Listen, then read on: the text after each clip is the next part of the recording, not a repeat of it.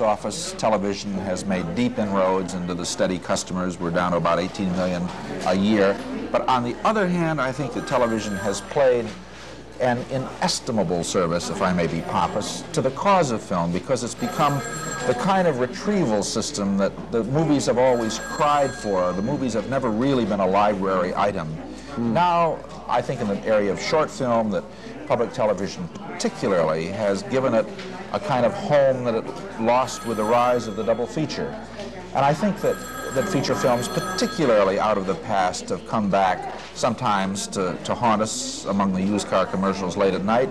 But on the other hand, the classics that none of us have ever had a chance to see are now accessible thanks to public and private television, so-called commercial television. And I must confess with all due immodesty that Film Odyssey was a great adventure for me, because I had a chance in working on that series to see a lot of films that I'd never caught up with, like Caligari and The Blue Angel and so on. I grew up in a town so small that a foreign film was by Frank Buck and involved snakes, you know. That was a theater run by the Bears. It was indeed, yes, so far back here. Howard Johnson only had 2 flavors, you know, it was a whole thing. But I think it's true, and I'm very pleased that Film Odyssey is indeed back starting this week for another run, and with some of my favorite films, Jules and Jim, that marvelous bittersweet story by Francois Truffaut. You know, I'll never get over the music in Jules and Jim. Not to, you know, take anything away from the rest of the picture, but the music was chilling, and it sustains itself in my memory. I'll make a terrible mistake and try to remember who did it, but I think it was Georges Delerue, but I'm not sure. Exactly. Was it? Yes, sir. Oh, what a good inspired guess. Well, yes, lovely. And then The Blue Angel, in which the music was not bad, I must say. And I saw a piece of The Blue Angel last night at the tribute for Adolph Zucker, because apparently Paramount had something to do with The Blue Angel in those days, and Emil Jannings did a lot for Paramount in the early days of Zucker's ascendancy over there. Well, since you brought the Zucker dinner up, and some of us weren't there, tell us, how does the gentleman look at... Well, he's really quite extraordinary. There have been a lot of jokes. I mean, he is said to have said that if he had known he was going to live to be 100, he would have taken better care of himself.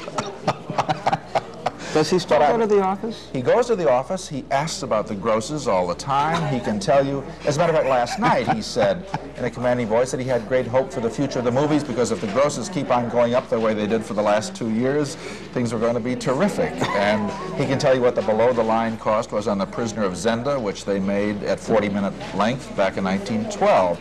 As a matter of fact, the guys that run Paramount now went to see him worrying about whether they should run The Godfather for 3 hours, and he said he had a terrible fight with his board of directors as to whether they should invest in a movie that would run 40 minutes. They said the public will never sit still that long. In 1912 it was. But it was a fascinating evening, and he's in great vigorous shape for a man 100. Another joke was that now he's 100, Paramount was going to split him 2 for 1, but I think that was apocryphal, I think.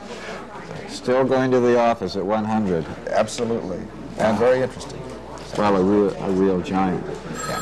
Well, I want to thank you for coming tonight, for helping us to raise many, many dollars Chuck, for KCET. listen, and a chance to see some short films, which... I love the short films, and I am really delighted because I have a personal stake in public television, but even if I didn't, I have a personal stake in it because I think it's the last best hope of our televised earth, and I'm delighted to sit in. Well, I thank you for coming, and please give my regards to Art Seidenbaum, who is watching the city from someplace else tonight. Indeed.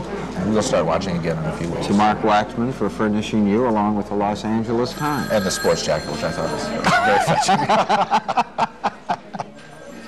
All right, Charles Champlin, entertainment editor of the Los Angeles Times, visiting with us tonight on Pledge Night. From KCET here in Los Angeles, we're at 666-6500. Call collect if you wish, and with your pledge of $15 or $25 or more, we'll send you a return envelope for your check. And if you pledge $25 or more, we have a range of premiums to offer you, such as our collection of Roads to Freedom, The Reprieve, Troubled Sleep, and Age of Reason by Jean-Paul Sartre. Roads to Freedom, incidentally, is coming up in just about a minute, so don't be discouraged. Don't go away. As soon as we have a few more pledges, a few more telephones all rung up here, we'll get on with tonight's chapter, which I think will see Mathieu at the front, as I recall. This is Gambit. This is the magazine. You'll get 12 issues with your membership in KCET, $15 or more. And at $25, we have the premiums, the Sunset Los Angeles book, Roads to Freedom, or Kenneth Clark's very beautifully bound Civilization. A very nice remembrance of a very nice series. The number again, 666-6500. Call Collect if you wish.